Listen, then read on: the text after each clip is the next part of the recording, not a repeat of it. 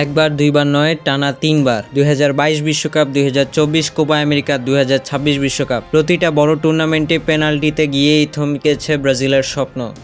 তাহলে 2030 বিশ্বকাপে যদি আবার শুটআউটে গিয়ে দাঁড়ায় ম্যাচ, এবার কি সত্যিই প্রস্তুত থাকবে ব্রাজিল? ইতিহাসটা ভয়ঙ্কর। 2022 বিশ্বকাপে ক্রোয়েশিয়ার কাছে 4-2, 2024 কোপা আমেরিকায় উরুগুয়ের কাছে 4-2 গোলে পেনাল্টি শুটআউটে হেরেছে ব্রাজিল। আর 2026 সালে নরওয়ের বিপক্ষে খোদ নির্ধারিত সময়ই পেনাল্টি মিস করে বসেন ব্রুনো গিমারেস। 1990 সালের পর এটা ব্রাজিলের সবচেয়ে দ্রুত এক্সিট।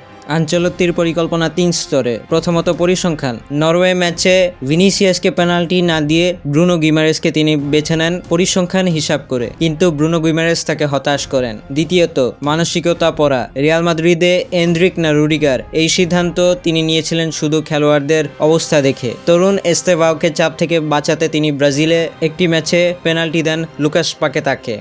তৃতীয়ত কাঠামোগত পুনর্গঠন। সিবিএফ জাতীয় দল ও যুব একাডেমির মধ্যে সংযোগ শক্ত করেছে, যাতে তরুণরা আগে থেকে এই চাপ সামলাতে শেখে। অথচ তিনি নিজেই বলেছেন, শুটআউট অনেকটাই লটারি, মাঠে পুরোপুরি অনুশীলন করা যায় না, দরকার শুধু শান্ত মাথার খেলোয়াড়। 2030 পর্যন্ত চুক্তি নবায়ন করেছে সিবিএফ আনচেলত্তির সাথে, কিন্তু নির্দিষ্ট পেনাল্টি প্রস্তুতি কর্মসূচির আনুষ্ঠানিক ঘোষণা এখনো আসেনি। তাহলে প্রশ্ন থেকেই যায়, আনচেলত্তির উপাত্ত ও মনস্তত্ত্ব কি 2030 সালে ব্রাজিলের সবচেয়ে কাঠামোগত দুর্বলতা শক্তিতে বদলে দিতে পারবে?